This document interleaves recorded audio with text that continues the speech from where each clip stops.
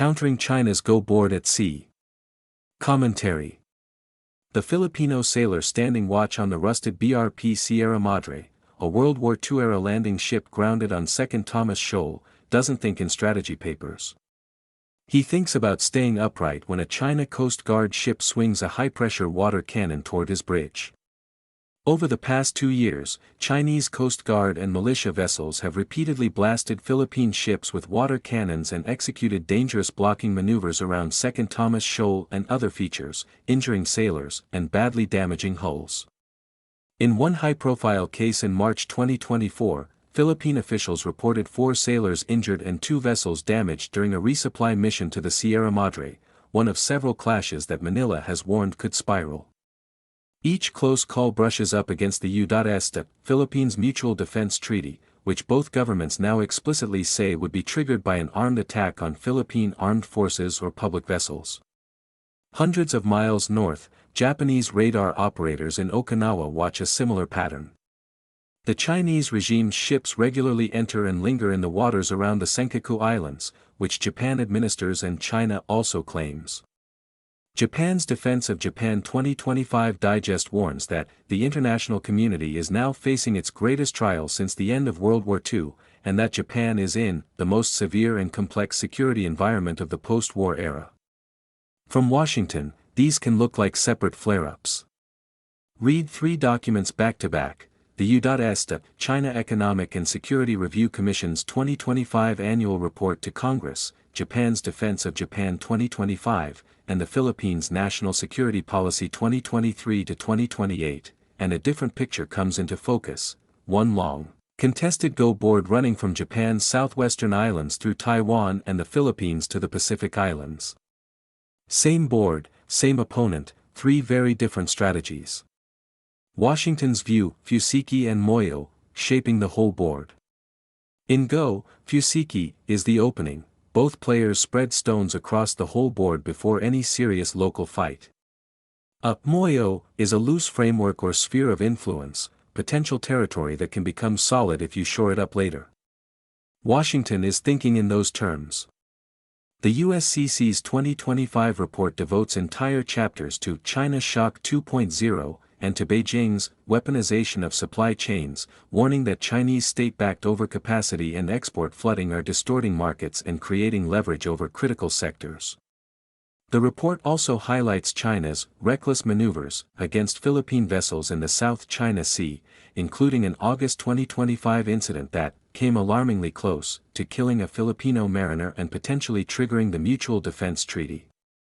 Seen from that altitude, the so-called First Island Chain, the Arc of Japan, Taiwan, the Philippines, and the Pacific Islands, is one part of a global Fusiki. Port projects and political inroads in Pacific Island countries, tighter security and economic links with Southeast Asian states, airfields and missile sites within range of Taiwan, and normalized Coast Guard patrols around Japanese and Philippine waters all look like stones placed to build a large moyo of influence along that arc. U.S. behavior and counterbehavior follow that logic. The USCC presses for more robust economic statecraft and industrial policy, while U.S. officials expand access to Philippine basing under the Enhanced Defense Cooperation Agreement, deepen the force posture in Japan, and discuss protecting undersea cables and ports along the First Island Chain more openly. Washington is trying to place enough stones, military, economic, and technological, fast enough to keep Beijing from quietly closing off the board. Tokyo's view, Sente and thickness, holding the initiative at the rim.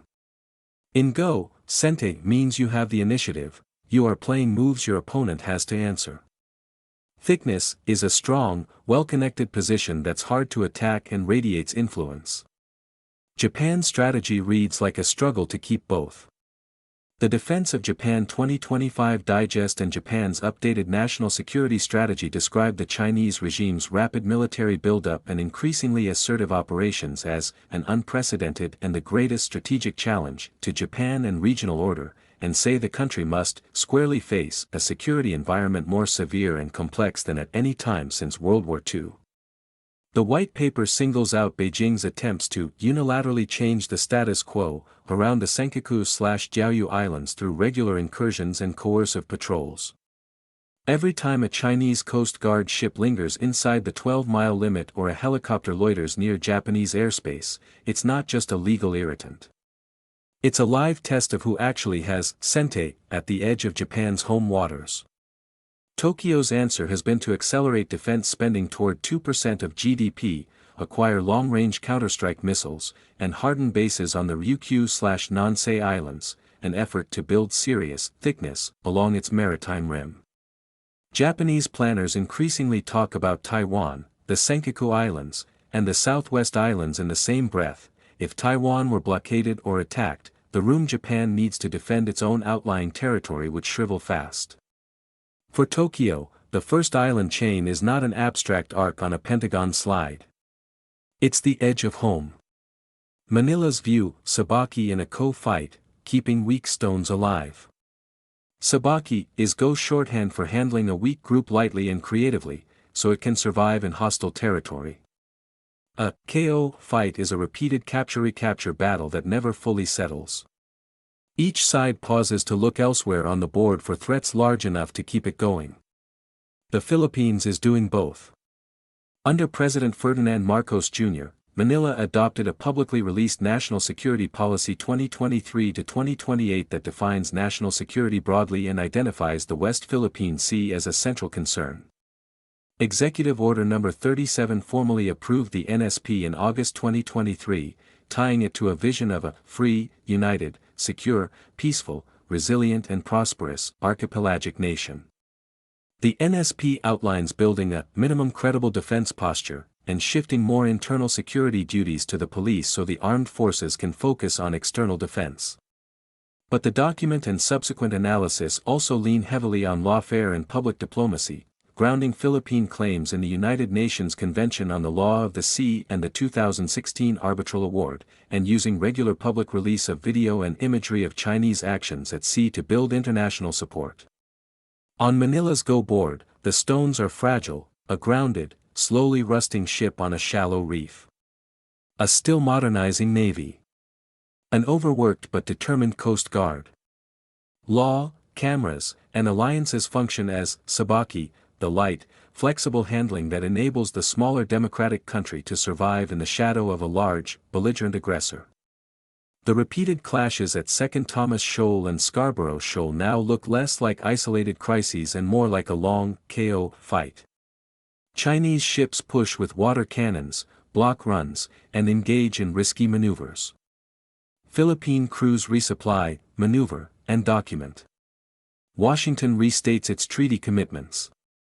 Nothing is resolved, but each round raises the odds that one more, routine mission ends with a serious casualty. 3 playbooks, 1 encirclement strategy. Put these perspectives side by side, and the 3 playbooks problem becomes obvious. Washington is in wholeboard Fusiki mode, trying to prevent a hostile Moyo from forming along the first island chain. Tokyo is focused on keeping sente and building thickness at the edge of home. Manila is improvising Sabaki to keep weak groups alive in a grinding KO fight it cannot afford to lose. Beijing's behavior, by contrast, looks like classic Go encirclement.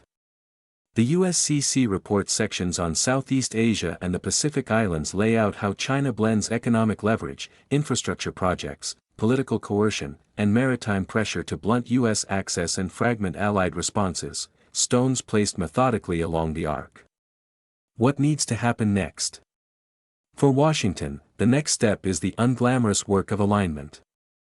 The United States, Japan, and the Philippines need a clearer, shared understanding of when their treaty commitments apply and how they intend to respond to the kinds of near-miss incidents they already face, questions that have already surfaced after injuries to Filipino sailors at Second Thomas Shoal. Clarity on these issues ensures responses aren't improvised in the heat of the next collision or injury. They also need to treat the information front as part of security, not an afterthought. Faster, joint release of verified footage and data when dangerous incidents occur. More direct communication with the public in the region. And support for independent media and maritime domain awareness so that what happens at Second Thomas Shoal or the Senkakus is documented in real time, not argued over weeks later. Finally, U.S. support can't stop at missiles and submarines. For allies on the front line, Coast Guard cutters, repair yards, radar, undersea cables, and resilient ports matter just as much, and are far more visible to the people whose support will determine whether these partnerships endure.